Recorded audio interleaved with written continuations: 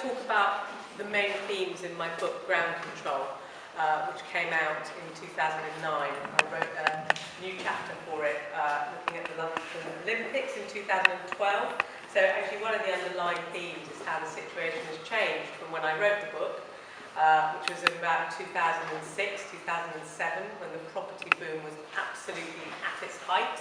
Manchester was at the centre of that huge property boom. I remember coming out of the station and you just couldn't hear yourself think for the noise of the cranes, the noise of the pneumatic drills and the cranes just sort of dotting the landscape everywhere. So that's when I was writing the book. And then, of course, the financial crash happened. So the first line in the book is, this book was conceived in a boom and published, this book was conceived in a boom and written in a bust, or maybe it was published in a bust. Anyway, the point being that, you know, the situation changed very much during that whole process of writing the book, from when I had the idea to when it came out. And then, of course, the situation went on to change when I wrote the new chapter in 2011, and the situation is again different now, and all of that is totally relevant to what I'm talking to you about, because what I'm really talking about is how the landscape and the city and the urban environment that we live in is totally a reflection of political and social and economic realities. So I'm going to talk about ground control mainly, but these are a couple of reports I wrote last year, one of which, well, hopefully both of which will interest you. One is about failures in local democracy and how local people are totally ignored. Consultation is just in name alone, and schemes are pushed through by local government, and democracy is a bit of a sham. The other report is Fortress Britain, which looks at the growing security of the environment, and I'm going to talk about that as well. So I'm going to sort of zip through this a bit, because I know some people have to go quite soon, and if you want to stop me, just do feel free. So the main themes I'm talking about are post-industrial change and the new economy that brought about, and of course we are in the epicentre of that post-industrial change, and that this old industrial space, which is now an arts centre, is a sort of emblematic building for this sort of change. And the new economy brought about this huge wave of construction in the sites which were previously the sites of industry, the docks, the factories, the warehouses, the canal sites, which is so sort of visible in Manchester. But that has given rise to this two-speed economy, polarised and segregated city. This idea of regeneration. What is regeneration? It's this sort of wonderful progress, this term regeneration. Actually, regeneration very often is this segregated and divided city of privatised enclaves, just a stone's throw away from some of the most deprived parts of the country. And this city is very, very sort of emblematic of all of that. I'm looking at issues of identity and sterility. Why does everywhere look the same in cities? You might be in the centre of Liverpool, centre of Manchester, centre of Bristol, and you'll have one of these open-air, privatised malls. You could be anywhere. And actually, what I'm trying to talk about in the book is I'm trying to talk about how the segregated city is actually behind this growing culture of fear and fear of crime. Where fear, actually, although crime has been going down solidly since 1995, fear of crime is soaring. And why is that? Well, actually, it's down to the lack of trust, I think, that this contemporary city signifies. So this was the centre of Liverpool, actually, in 2007. This became Liverpool 1, 43 hectares, 34 streets in the centre of Liverpool, now entirely privately owned, policed by private security. What critics in the US would call malls without walls, and I'm calling it a privatised city. This is another example of an entirely private development, but it's just a really small one. It's just behind Victoria Station in London. It's called Cardinal Place. And the point being that whether these places are large or small, this has actually become the template for all new development. All new development of any substantial size has followed this model. And that's what I think is particularly worrying. It's not like we have a diverse number of models, it's just this is the only way we're doing things. So what is this privatised city?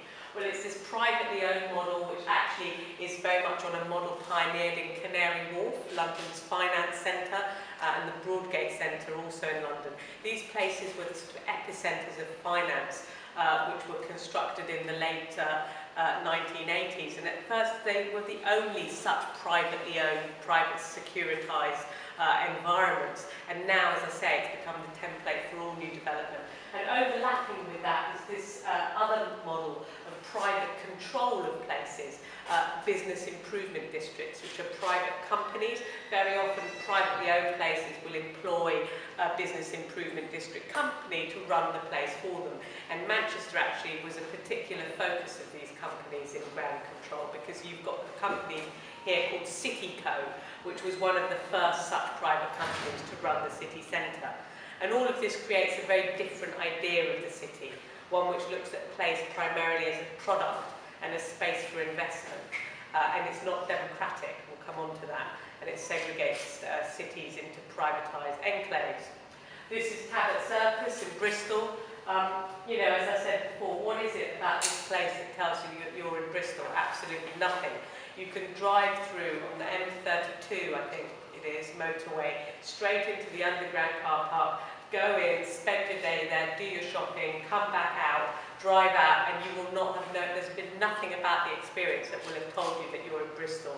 And it's exactly the same with Liverpool One and with all the other privatised malls all around the country now. So places are having this increasing sameness and are losing their sense of identity.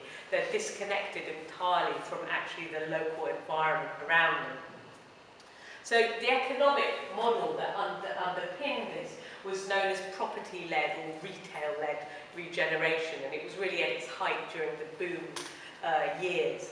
Actually this idea of treating place primarily as a product, the French sociologist Lefebvre said that if you do that, then actually everywhere, he predicted 40 years ago that if you treat place purely as a product, everywhere will come to look the same. And what underlies that model is this drive to keep property prices and land values high. That's the main aim, rather than a conception of the city as a place where we're looking at the public good and the common good. It's a model which is very much investment-led, and as I said, it really took off during the boom years.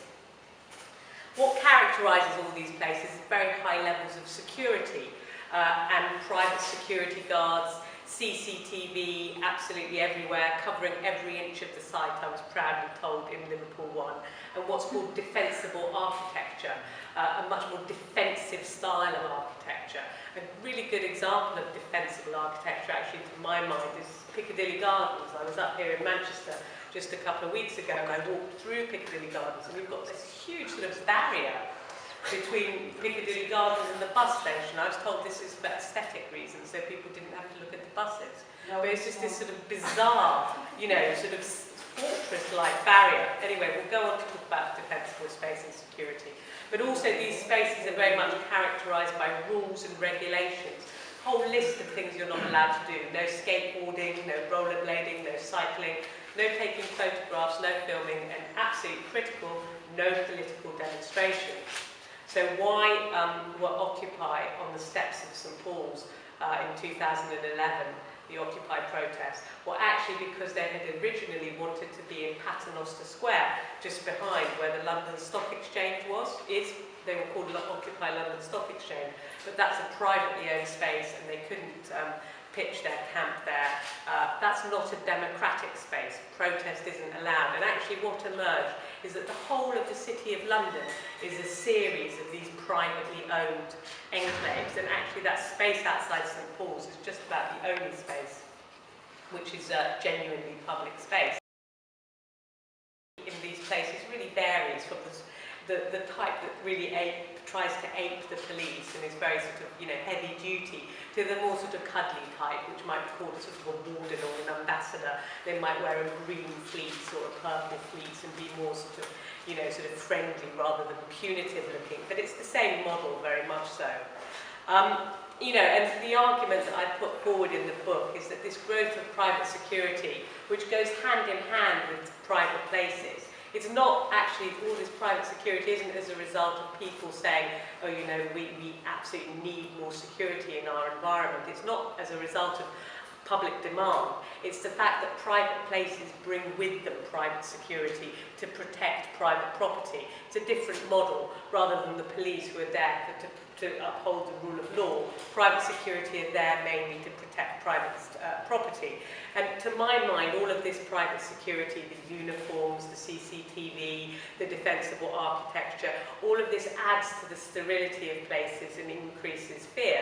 And, you know, in a way it's a no-brainer, because if there's constantly a presence of private security around, you know, you're wondering, well, you know, it's a constant reminder that danger is not far away. But there's a kind of conundrum here, because very often when you ask people, would you like more security? They think, well, you know, security is there to make me feel safer. That's surely what it will do. That's what it will do. But actually, security is very paradoxical, and it doesn't make people feel safer. Research shows that actually once it's in there, although people often want it, they feel more fearful. And to my mind, this all creates a very different public culture and public life, and a much more sterile and fearful one. Now, I might just zip through this, but just to say quickly that actually, you know, very often people say, but you know, this is just simply the price of globalization. This is progress, this is what the modern city looks like. We can't do much to halt the onward march of globalization. But actually it isn't. It is the result of importing specific policies towards the city, very often from America. The argument of ground control is that we've imported so many policies, American policies towards the city, into Britain. And this one policy, which is very much behind the creation of these huge privately owned malls, is compulsory purchase, which means that you can basically create very large areas of land through compulsorily buying the property, the businesses, the homes, whatever it might be. Pathfinder, as some of you will be familiar with, the housing market renewal scheme, compulsory purchase was absolutely critical to that, of course, as well. And I covered that in some detail in the book, but we don't probably have time to go into it now. The point being that, you know, this isn't just some sort of inevitable process. It's the result of specific policies which were brought in by central government, promoted by local government, but with very little discussion or debate. And in the US, similar policy called an eminent domain actually became the focus of massive national protest, even with protesters camping on the White House lawn. But over here, similar changes to compulsory purchase, which saw the term public benefit replaced with economic benefit as the benchmark test for whether or not new development should go ahead and compulsory purchase be allowed.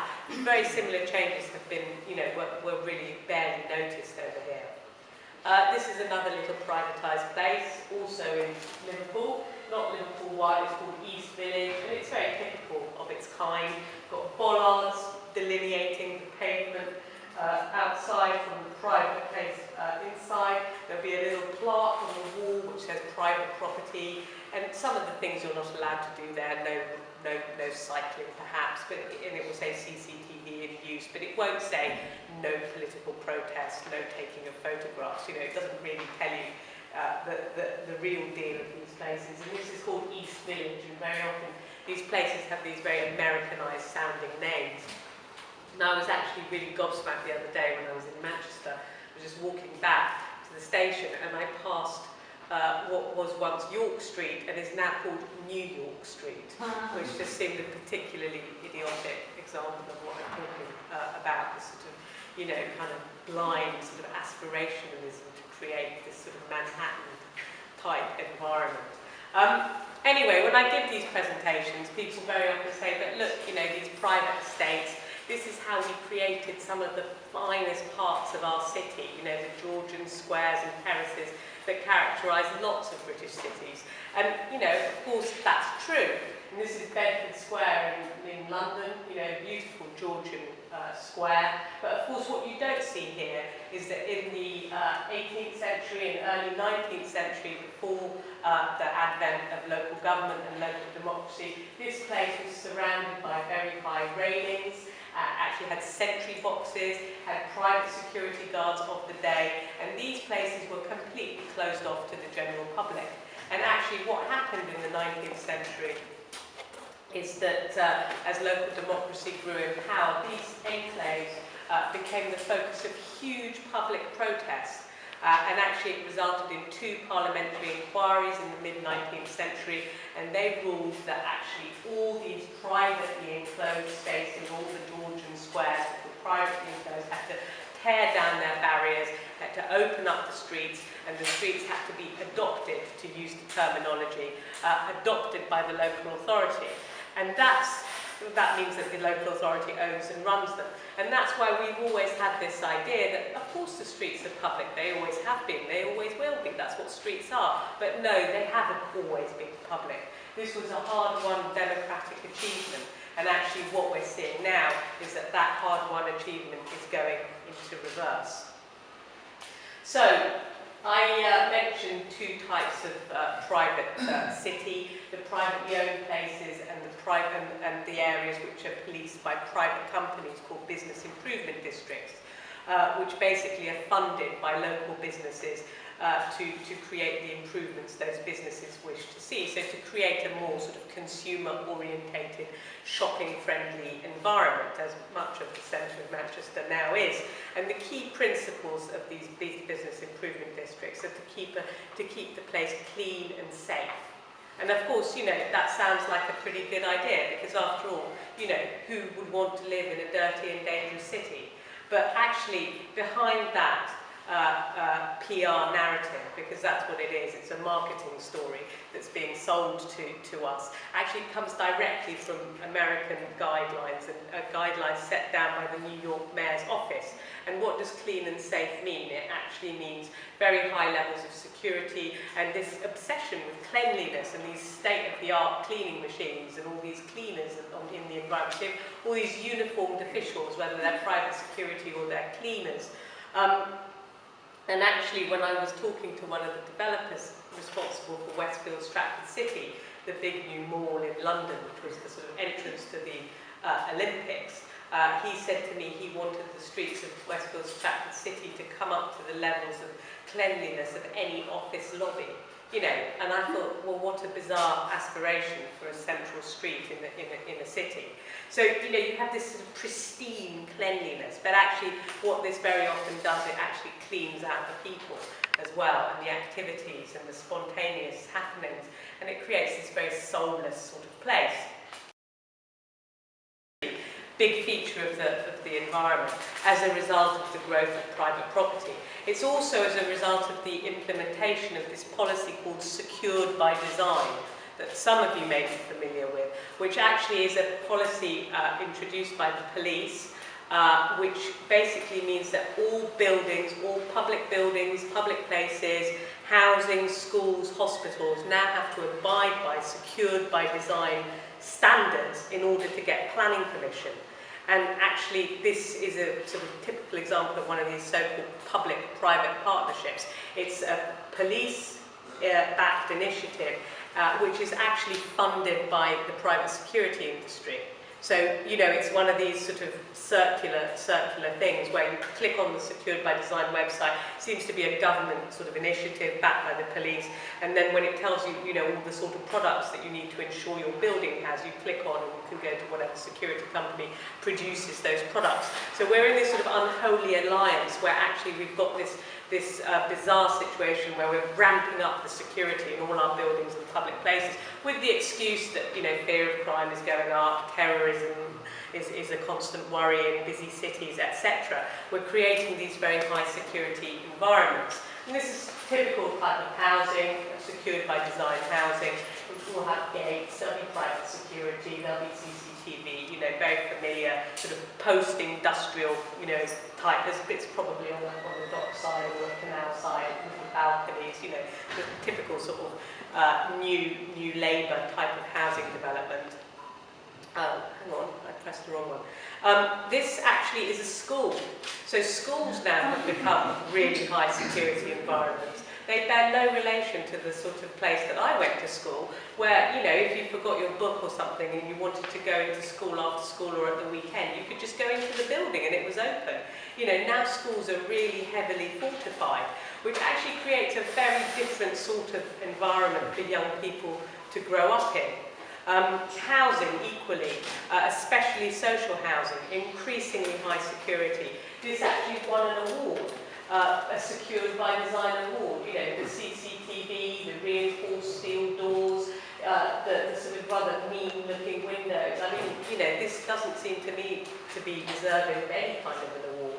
And this is a particularly, well, I found this particularly ridiculous. You see the CCTV camera? It's actually in its own little wire cage. And this reminded me of nothing else more than Northern Ireland, actually, before the peace process. For any of you who had been to Northern Ireland there, even the traffic lights had like barbed wire across each light. And it was a very militarised environment. And actually, increasingly, that's what we're starting to see, particularly in very wealthy areas, very high levels of security gates, etc., but also in very poor areas. And actually what you've now started to see, especially in cities like Manchester and Liverpool, which do have these like very deprived pockets, is that this very high level of security has become a marker for deprivation. And the reason is because secured by design standards correlate exactly with crime figures. So if crime in a local area is higher, then you're told you need to have even more security. And of course, crime also correlates with deprivation, as you would expect. So in more deprived areas, the security gets higher and higher. And actually, I did this report last year called Fortress Britain, examining this a bit further, because it was a theme of the book I wanted to look into further. And the inspiration for wanting to look at it was actually a trip to Manchester a few years ago now. I was taken on a bus tour by the local council, one of these sort of poverty tourism type experiences where a bunch of experts sit on the bus and you drive around the poor parts of the city. And you don't even get off, actually, and you have sort of, you know, someone from the council with a microphone at the front saying, here is, you know, X and Y. And we went into Collyhurst, and we went into this housing estate, and I can't remember the name of it, and I've tried to find the place. I think actually it may have been demolished. We pulled into this housing estate, and there was this square in the middle, and there was a building at one end, and it was literally, this square was surrounded by 30-foot high railings with barbed wire on the top, and it really looked like a war zone. And actually that's what made me think I needed to sort of start to investigate why this was happening a little bit more. So what you see is this increasing militarisation in poor areas, and Liverpool, which is Britain's poorest city, even the cabs have got CCTV in them. And you go to outlying areas of Liverpool, and drones, the unmanned spy planes, which we used in Iraq and Afghanistan, now modified for civilian use, fly over deprived parts of the city, and actually they're being rolled out all over the country, so they may well be flying over Manchester as well.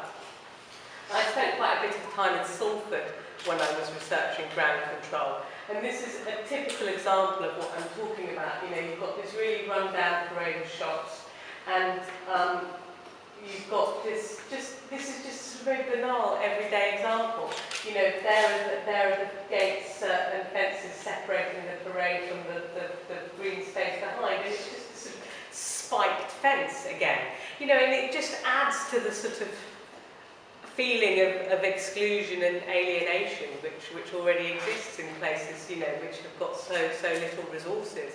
And in that particular part of Salford, there was absolutely nothing for young people to do. They couldn't afford to go to the centre of the city, but there was apparently at that time, probably still, one pub per 2,500 people, you know, which is quite shocking. So of course young people are sort of out on the street corners all the time, drinking cheap booze, being chased by the police. You know, it's just a sort of cycle of just, well, I mean, idiocy, really. Anyway, just to quickly go through some types of security. CCTV. We are the world's world's leader in CCTV. More CCTV cameras in Britain than in the whole of Europe put together.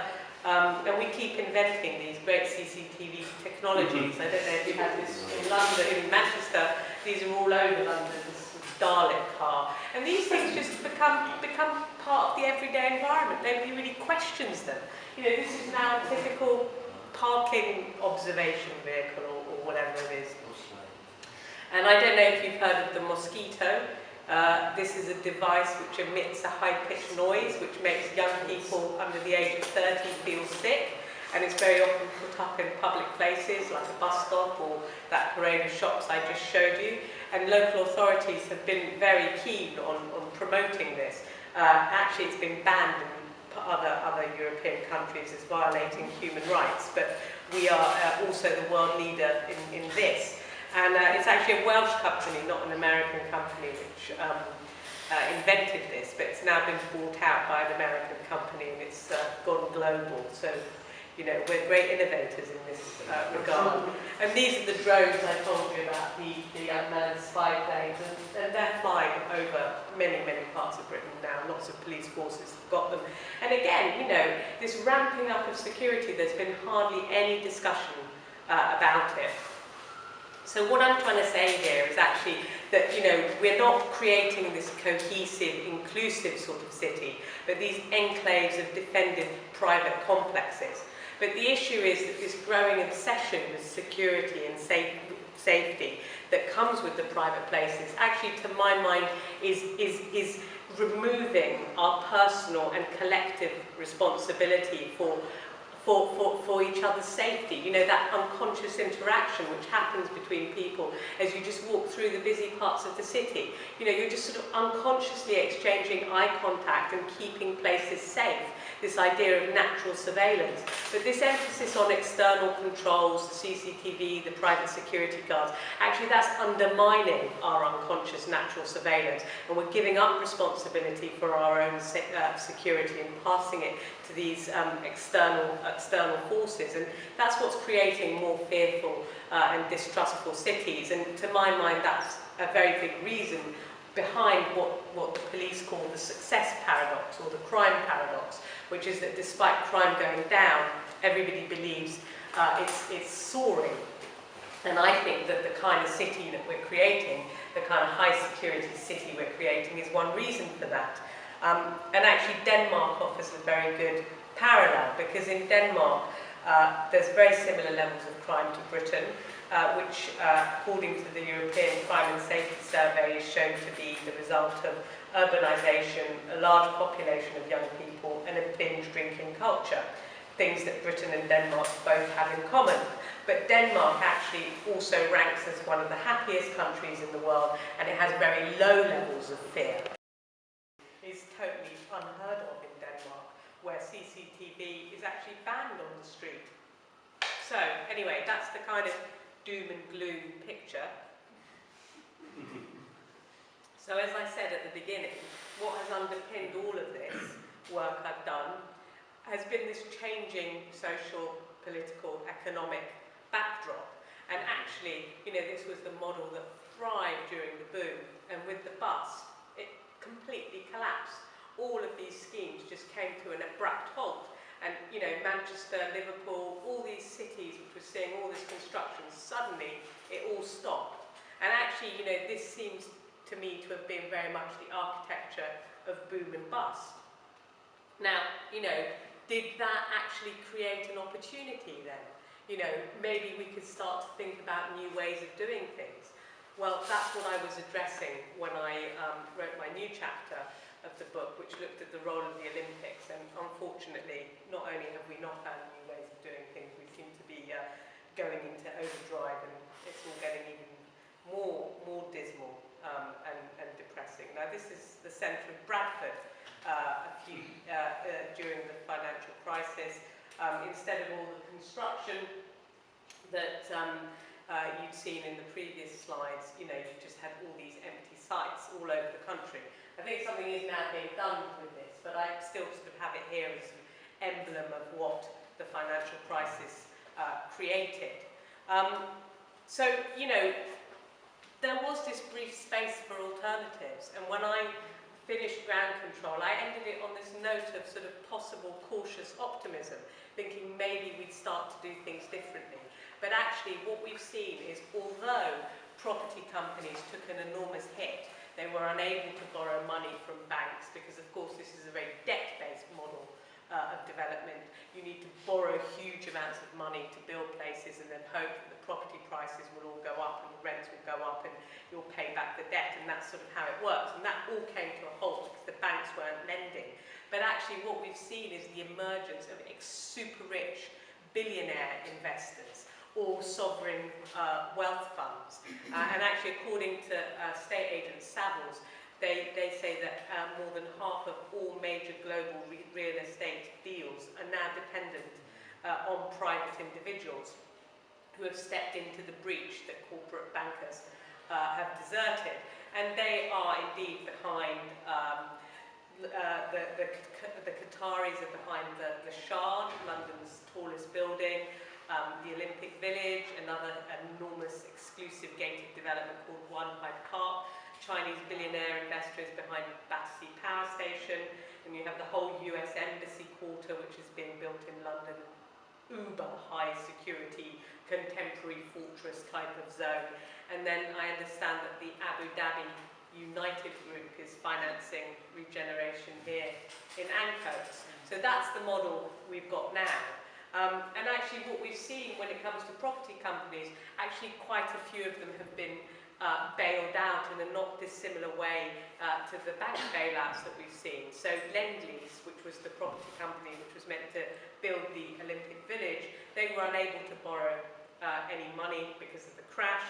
So actually the government borrowed a huge amount of extra money and an almost additional £6 billion more to build the Olympic Village. And then they employed Lend-Lease to run the project. So they've done, you know, absolutely fine out of that. And what you see is property companies like Lend-Lease being sort of effectively subsidised by the government, either by central government with the Olympics or by local government. So, for example, in Southwark, part of South London Council, there's been this very controversial scheme to demolish the Haygate estate, an estate of 3,000 homes. And actually the land was sold by the council to Lend-Lease at a price far, far below market value. And now Lend-Lease are planning a scheme where they're going to build about 2,500 homes, most of them luxury flats, and out of all of those, this was a council estate, a huge council estate, only 79 of the 2,500 homes will be for social housing. So, you know, these patterns of development, which actually you saw very strongly with Pathfinder, are still very much continuing in the new context. So all of that is completely depressing, but I've got a few slides which are going to be slightly more optimistic. And I don't know if any of you have heard about shared space. This idea that if you take out the traffic controls from the urban environment, you remove the traffic lights, the railings, even the roundabouts, which is actually what happens in a lot of northern European countries, suddenly the traffic environment becomes a lot safer. And instead of crashing into each other, drivers and pedestrians, actually there's all this interaction and eye contact that takes place between people, and you have a far safer environment. And highway engineers protested against this for years and years, thinking you can't possibly do that. But actually the statistics on how accidents have reduced are so sort of startling that it's begun to take off, and it's come to the UK. And this is, in fact, Oxford Circus in London, which has become so much a better environment since they removed a lot of the controls from this massively busy crossing. So my argument would be, you know, if we can accept that that applies to the traffic environment, then maybe we could accept that the same sort of approach should apply to security and to natural surveillance. And if we start to take down some of the security, we will create, in fact, healthier and safer places. Now, I'll just end with a couple of slides. I haven't been here, but I am told that Bradford City Park is a really great new public space, and I'll put that up as an example, as sort of contrast to the slide of Bradford I showed you earlier, where, you know, there was just this big hole in the ground, just to show that some public spaces, not consumer spaces, in fact consumer spaces all seem to follow the private model, but there are some public spaces which are being created which are still genuinely public, and this actually is a picture of Brixton Central Square in London, and it doesn't really show it off to its best advantage. I lived down the corner from here when this was being plan, and I was sure they were going to create this high security windswept plaza, which was going to be, you know, horrible. And actually, it's a big public square which has been created, which is a properly public space. It's just, there's a cinema sort of on one side of it, there's steps sort of by the cinema. In the summer, it's absolutely mobbed with people just sitting and drinking and having a good time. You know, just to show you that for all I've been talking about, there are still some properly public spaces being created. But you have to be very savvy if you are involved in these sorts of projects to get behind the narratives that are being sold to you. When the local council might say, we're creating X scheme and we have all this wonderful public space and we're providing all these wonderful amenities, well, actually, is it really public? Are they providing proper public space? You know, they all say they're doing it all for the public realm, but you have to get beneath the PR narrative, look behind the news, as it were. You know, we all increasingly know that most of our newspapers, you know, you have to kind of read them with a certain amount of savvy to kind of know what's really being said. So you have to really look behind, and then, you know, actually things can be worked out. And I know that, you know, you've got this great scheme here. You've got the Ancoats building that you've got community control over. So, you know, for all the negative trends I've been outlining, there are also positive things that are happening. And if I could say one thing, it would be that, you know, I do go to various places around the country and I talk to groups. I'm sorry, I Yeah, have to go. you go for it. I'm thinking. Okay. Thanks. You know, and all this really good stuff is going on, but there's not enough link up between different groups. So many people are doing really good stuff, but there needs this. If only there could be sort of more coordination, so that the trends that we're talking about, you know, the more positive trends, could start to be a real counter to the sort of juggernaut of, you know, rapacious development that I've been describing. So, thanks.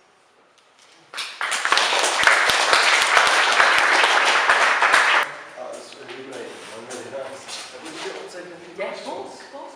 So if anyone's got any questions for Anna, Turn the lights on. I'll turn the lights on.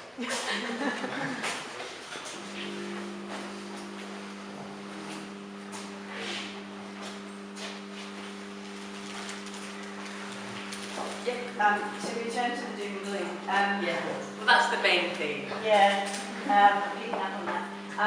Peel Holdings in Liverpool, the Liverpool Waters development, is that something that's kind of taking it to the next level? I mean, it's a private city within the city.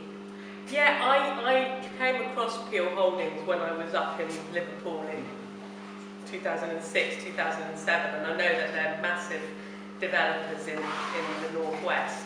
I don't know too much about this new development in Liverpool, so I'm not really in a great position to comment, but I would have thought so, yeah. But I don't know enough about that specific scheme. I should check it out. Yeah. I mean, it's not really a question, more just there's another one to Yeah, well, actually, somebody who's a playwright at the Royal Court got in touch with me about a year, not the Royal Court, the Manchester Theatre. Can't remember the name of it. Exchange. Yeah, and he's writing a play about all of these themes, and he was looking specifically at Peel Holdings.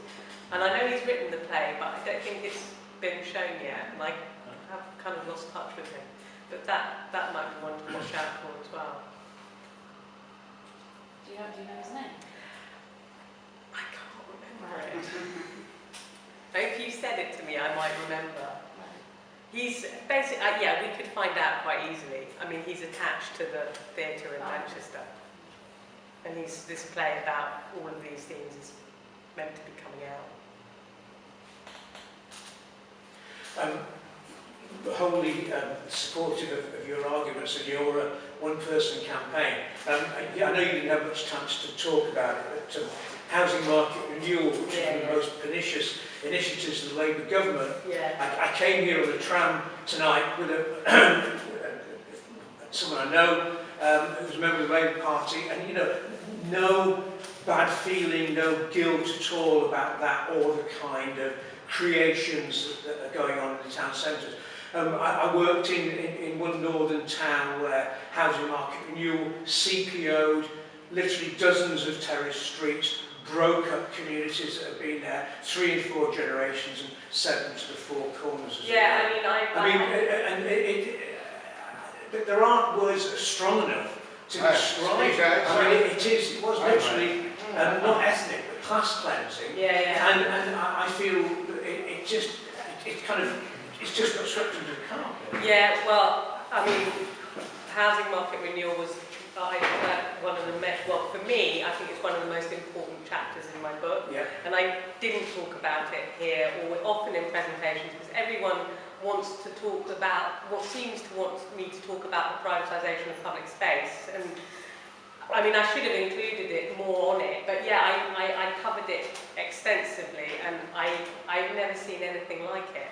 You know, I mean, I spent time in Oldham and in Liverpool, and you know, with people like Liz Pascoe, who was one of the women who was leading the sort of main anti-Pathfinder sort of, you know, court cases after court cases. She got evicted eventually. I don't know what's happened to her, but it was absolutely horrifying, you know, meeting roomfuls of pensioners, you know, who'd lived in their homes for 50 years, and they owned their homes, and they were being forced out, and they were just saying, you know, I was saying, well, what happens to people? You know, they were saying, well, you know, they die, they can't handle it. Absolutely shocking stuff, and the same is happening in London now on estates like the Haygate and the other big London estates. It's exactly the same pattern. And yeah, I agree with you. It was one of the most awful things of the previous Labour government. And you know, I was really pleased when Pathfinder they cut its funding. But as I say, it's exactly the same trends which are continuing. So you know, just different name, same type of approach now. But my central point really was about the fact that the Labour Party completely unrepentant about it. And you can't get a cigarette paper between the urban policies of the I know. It's like at the end of the day, you know, maybe Labour calling for more houses, for example, but their mechanism to generate them. Well, I know. It's like they have this sort of total blindness to see, you know, the reality and what they've done to people's lives, and they actually, you will still talk to people who will say, well, these areas really need to be regenerated, we need to bring wealth into these areas, you know, we're doing this, you know, for the best possible reasons. No, I mean, I know all of this only too well. It's appalling. It's generational. It's depriving people generationally because it's not bringing wealth, it's bringing more debt. And so people have to then go and get a new mortgage once they own their home outright, but they're not going to pay off in their lifetime, but then gets passed down to their children. Well, it's a complete scam. I mean, many people who get CPO'd get given a price for their property which is far below what it should be, and then they can't afford to buy something else. I think that's a question. Yeah, I know I've caught the back end of this, but that's the actual story of North Manchester and around there especially in the past 25 years. That's what the Manchester City Council have just gone forward with, you know, just bulldozing and moving people right out. Yeah. They can't afford to come back to the places where they were brought up in. It's 3 blocks of flats around here, that's laid empty for 20 years, you know, got an homeless crisis on. And they're out there selling to a developer for £1 and let them rot, you know, not holding responsible to looking after them. I was just not floating that profit, but this is Manchester City Council being all the way. Well, Manchester City Council was New Labour's favourite council. You know, it's been probably one of the biggest leaders in the country for pursuing this type of approach. Manchester and Liverpool, I mean, that's why I focused on them in the book. You know, Manchester and Liverpool have been absolutely at the sort of pioneering edge of this approach, if you like. London's now following behind. And I mean, you know, in London, people are being actually moved out of London to, you know, other cities. And that was a scandal when it first hit the headlines, but now it's sort of just happening. Why do you think Liverpool and Manchester? Sorry. You're talking about the change in that bit of legislation from public good to economic. Yeah. Do you know if there's any sort of like part of the law that you can use as a foundation for kind of reclaiming public accessibility or to protect its existence of the public Well, I mean, space? you know, hopefully if there was, I would have found it, because I've tried to look into this area quite carefully. And it's just a very sort of confused, opaque, oh, sorry. It's just a very confused area of law, which very, very few people know about. You know, and law is constantly being made by precedents, you know, in new cases which sort of come along. But, you know, there was this quite clear-cut example in the US where basically the Supreme Court case changed the definition of what was necessary for eminent domain or compulsory purchase as being economic benefit rather than public benefit, and that was quite clear cut. And I think because that was quite clear cut, it gave campaigners really something to go on. And I've searched and searched for it, but there hasn't been a clear cut change like that. It's just been a really gradual, very hard to pin down change, where the language just changes very gradually over years. And you know, public good, public benefit, public interest is no longer mentioned, and economic benefit is conflated with the public interest. And it's really hard to pin it down. But there are legislators apparently in Italy who are working on exactly this point. It's called Bene Communa, and it's something that I've been wanting to check out. And actually it's a group in a squatted theatre in Rome called Teatro Valle, and they are looking into this. And I've been meaning to get in touch with them and find out more, but they're trying to, I think, do exactly what you say, trying to find that space within Italian legislation. But yeah, so there isn't that space over here, I don't think. But those are the kind of spaces that I think it would be worthwhile to explore.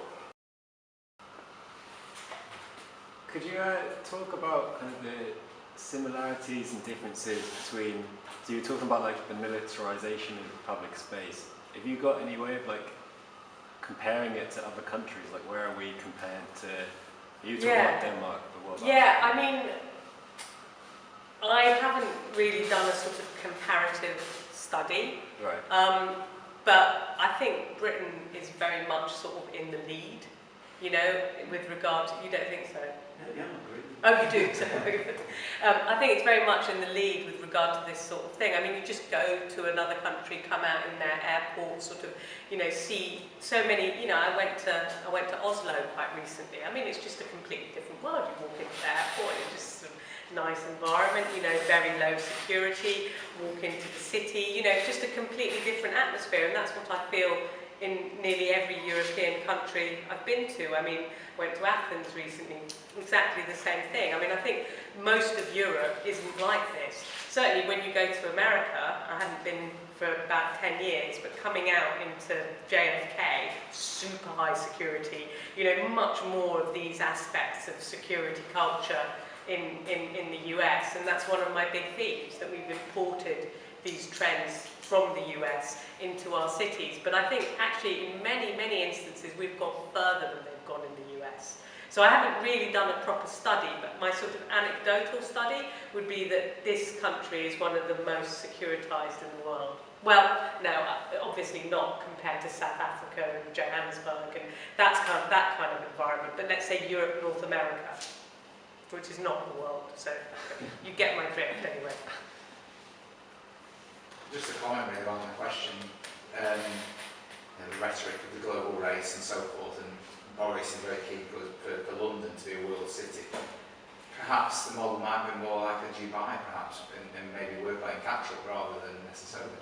But obviously in comparative countries probably we're ahead, but you know, that sort of city-state concept there. Oh yeah, definitely. Yeah. I mean, Dubai is, you know, when people used to talk about the postmodern, post-industrial city, they used to talk about Las Vegas and Los Angeles. Those were the sort of emblematic post-industrial cities, but now it's definitely Dubai. Yeah, Dubai is sort of the iconic city of this type of development. And it also suffered really, really badly in the property crash, but, you know, it's doing quite well again. And Dubai, of course, has got its like outlying shanty towns where its construction workers live and work in appalling conditions where they get paid hardly anything, and you know, it's that ultimately segregated environment. Sorry, not very perhaps, isn't it? Well, yeah. Changes and so forth. Yeah. Historically, why would you pen the line? I mean, after the Second World the 6 centres were ripped apart. We had a remarkable set of planning laws that were introduced, and we had the ability to build a brave future that the country deserved. And there was a rational modernist architecture which may or may not be to your taste. I'm actually quite sympathetic to the goals of that, but it was discredited. And then where do you think it went wrong from there? Because to me, there's a gap of about 30 years in your thesis between the 60s and now, and what happened there? Yeah, I mean, I think for me it was discredited when New Labour came to power and they took on, all the worst aspects of Thatcherite approach to cities and rolled it out all over the country. I mean, under the previous Conservative governments, we didn't have this sort of segregated city. We did have Canary Wharf and the Broadgate Centre, and then they took those models and they rolled them out absolutely everywhere. So, I mean, I think that the failure of a sort of social justice kind of progressive approach to the city was really entrenched 1997 to, onwards really. So that's where I pin the blame. And I mean, this whole sort of idea of post-industrial city, that was and is a really good opportunity for development. Look where we are now. This is a really great space. There are loads of spaces like this all around the country, which are great places to, do all sorts of kind of cultural, political, community uses, or housing, or, it's a great opportunity. But the model that was pursued by the government and by local government was this privatised model. They didn't have to go down that route. They could have gone down a much more European social democratic route. So that's where the problem lies, to my mind.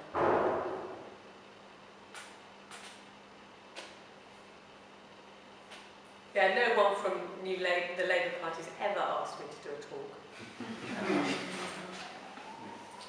Maybe that's what we should try and do next, Has anybody heard from the Conservatives or similarly? No, to be honest, political parties have not shown me much interest. A Lib Dem reviewed ground control sympathetically for the Lib Dem magazine, and the Green Party have invited me. But yeah, no interest really from mainstream politicians. There's basically groups like this and universities and bookshops and art spaces who invite them, not actively. Well, I mean, I think groups like this and art spaces are sort of actively political, but anything sort of officially political has tended not to. Which is a shame, because it's meant to be a political book. What would you say people can do to help change it, people like us?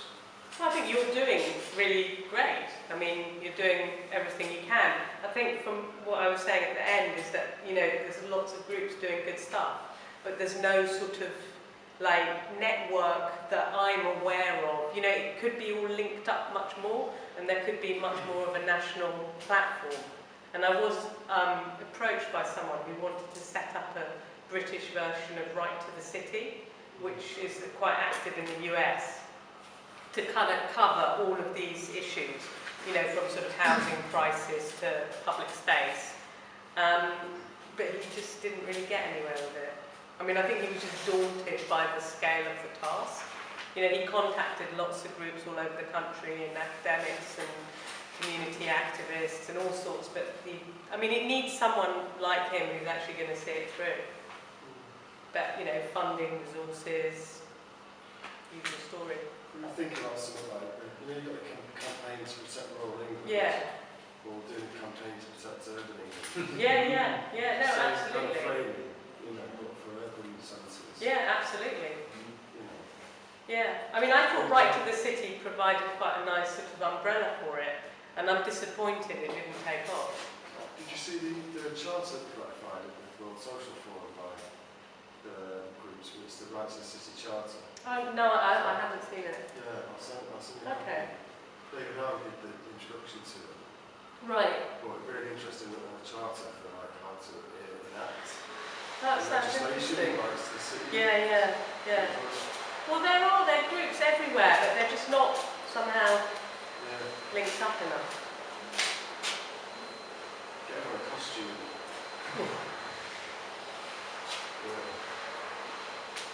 Just thinking about going back to CPOs, you know, because the compulsory purchase orders are going in around here. They've been threatening it for ages, pre-2008, and they did some CPOs for some of the developments that we can see across the way. But generally, we're going to start from 2015. All the shops are getting CPO'd first. The shops, the betting place, the takeaways, the hairdressers, the chippy and that thing. So we're going to see like CPOs going all across, right up to the stadium as of next year. And what's the plan for a sort of luxury housing development Well, kind of area? it was called the Holt Town Master Plan, and they've named a new area at Holt Town, which is just at the bottom of this hill here, with the new tram stops called Holt Town. And then that was pre-2008, and then 2008 happened, and I spoke to Civitas, the regeneration group, that were producing the plans, and they said they're scaling back their ambitions for the area. So it's just going to be the usual, you know, the off license, you know. So basically the place is the same things, but the language has changed in the council statements, and now it's for predominantly economically productive residents.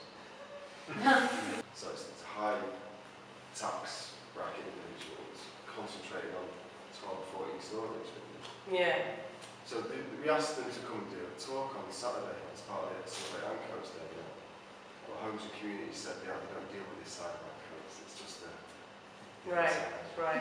Well, that was after 3 different development companies that we passed. We went through the Labour Council with Beth Knowles. Right. No, not friends, but no, she's come to see us and she was quite supportive. But, Okay. yeah, she tried to connect us with the people who could do a presentation. 3 of them passed it on. Yeah. I thought I was thinking about a bit of Ancoats. Come on, late when they did it, about a month or 2 ago, saying the emphasis is on desirability, not affordability. This is what's going to be happening, you know. Right. And they've done enough around here as it is, you know what I mean? They've pulled down more properties than a rough waffle over the past 20 years. You know what I mean? It's just like Plant Pot City. But no, they're blatant with it.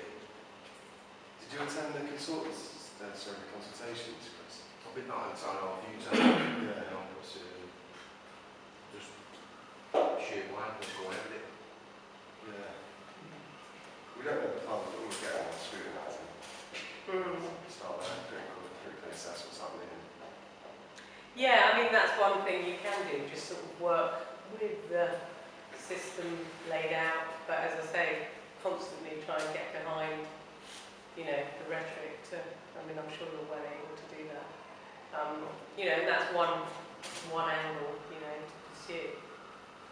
Andy was telling me before, the post office over there, the sorting office, coming down. Yeah. So the fire station is coming down, the post office is coming down, there's a lot of land over there. It's like the main sorting office. You know, for Manchester, it's massive. That's coming down, so you can guarantee that some of the social properties at the side of the estates, they're going to come down. It's on the edge of the city centre, you know what I mean? You recognise this. All you're after is a fast buck. Yeah. Well, yeah, and especially as things really have changed, you know, I think we should really have started to try and look for different ways of doing things. Do you have a sort of, do you know what the reason is why Manchester and Liverpool have led on this? Is that part come out of New Labour focus on these areas? Yeah, I mean, I don't know, I've thought about it kind of long and hard, and I mean, I think it's the sort of councils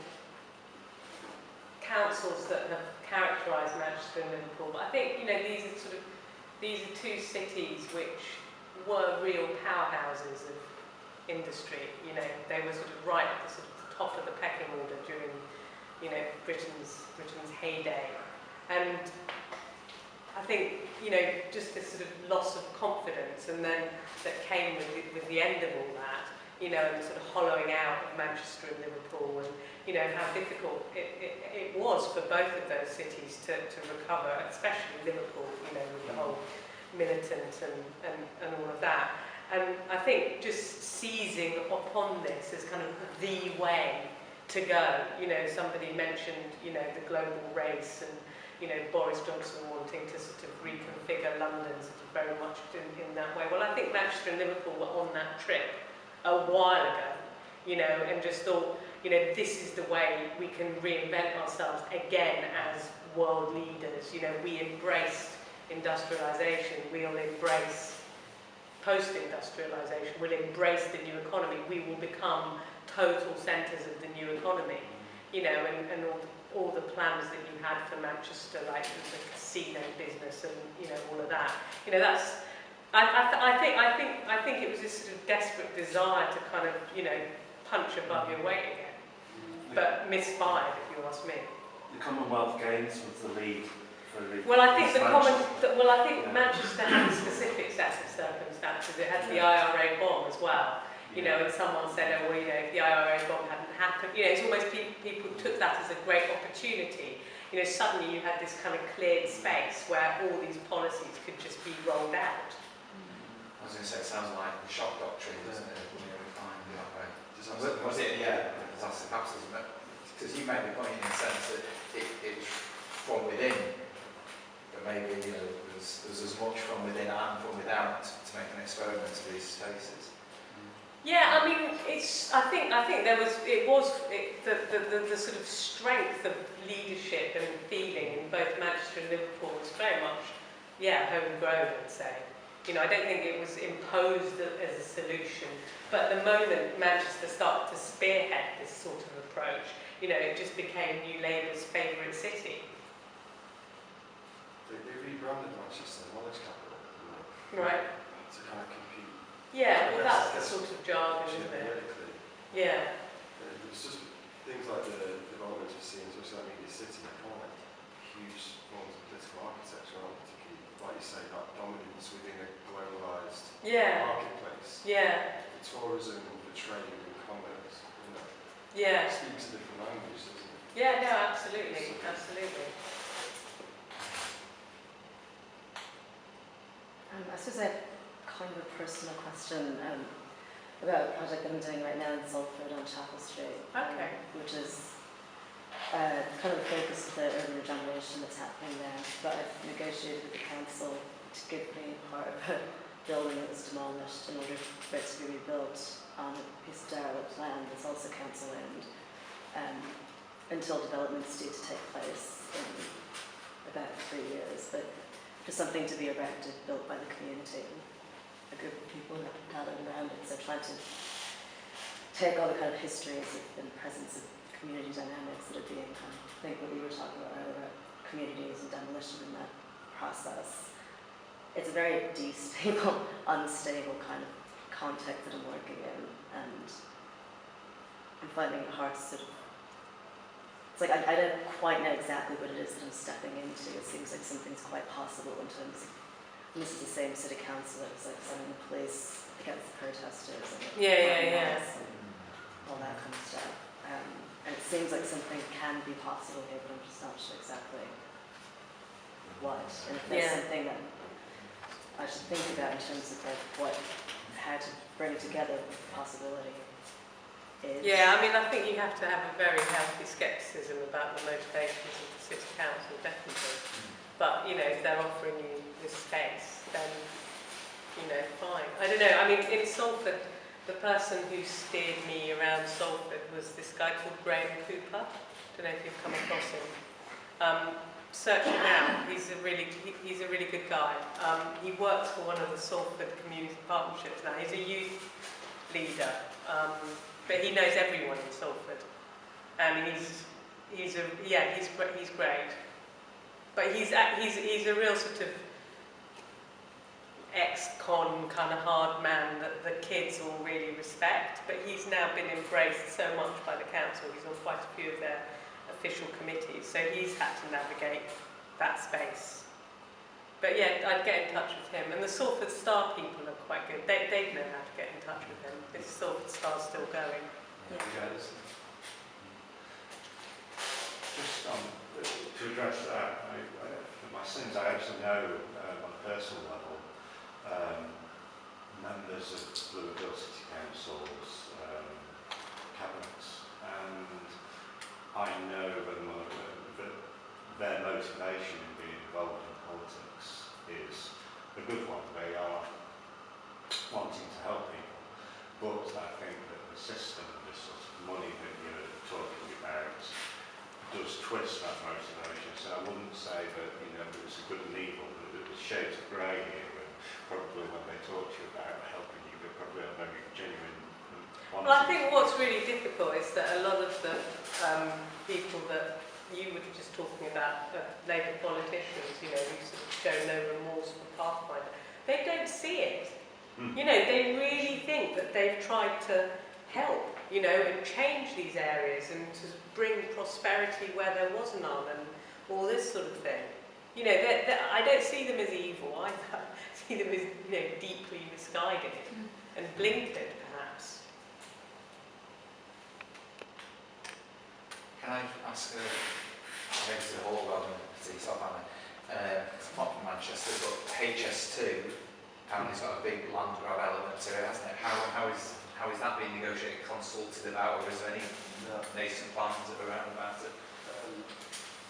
We have suspicions that this Abu Dhabi development is linked to HS2, but nothing's been released. But increased freight capacity at Manchester Piccadilly probably suits their dreams of getting freight into London quicker, because London can't expand as airports. Because that's the real motivation, I think, behind HS2. It's not about shaving half an hour of passenger time. It's about the freight goods coming from regional airports into the central Piccadilly. Seems to be bumping it, so probably.